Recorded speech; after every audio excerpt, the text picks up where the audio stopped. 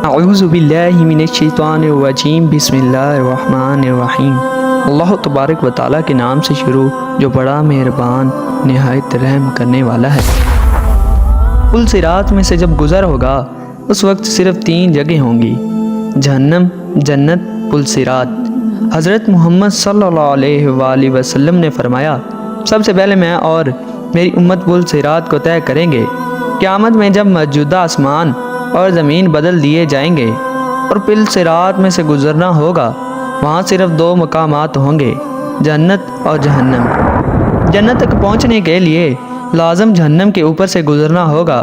جہنم کے اوپر ایک پل نصب کیا جائے گا، اسی کا نام پل صراط ہے۔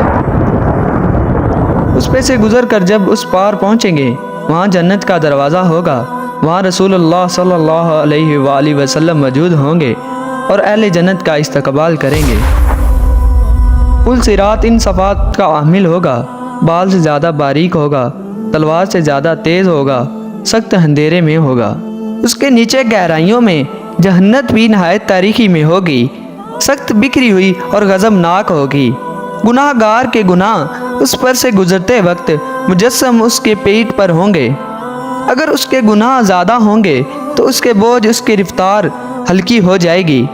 اللہ تبارک و تعالی ہمیں اس صورت سے اپنی پناہ میں رکھے۔ اور جو آدمی گناہوں سے ہلکا ہوگا اس کی رفتار پل صراط پر تیز ہوگی، اس کے اوپر آنکھڑے لگے ہوں گے اور نیچے کانٹے بچھے ہوں گے جو قدموں کو زخمی کر کے اسے متاثر کریں گے۔ لوگ اپنی بدعمالیوں کے لحاظ سے اس سے متاثر ہوں گے۔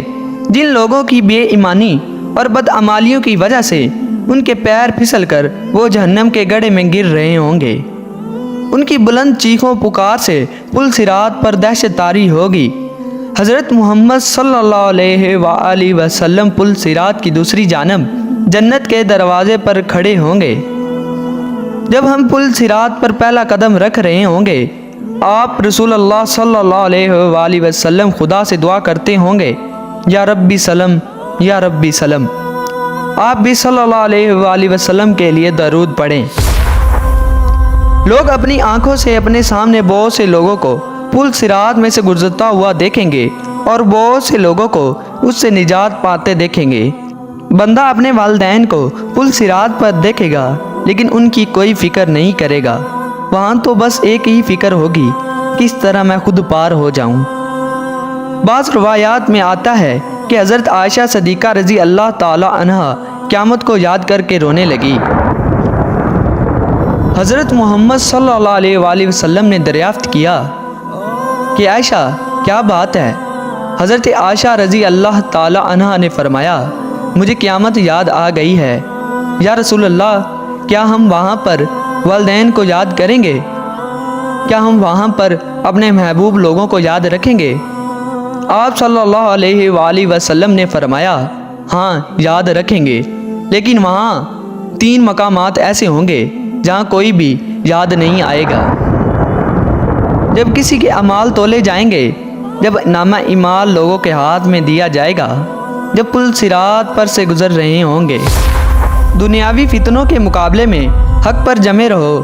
دنیاوی فتنے 2 سیراب ہیں جن کے مقابلے میں ہمیں مجاہدہ کرنا چاہیے اور ہر ایک کو دوسرے کی جنت حاصل کرنے پر مدد کرنی چاہیے، جن کی وسعت آسمانوں اور زمین سے بھی بڑی ہے۔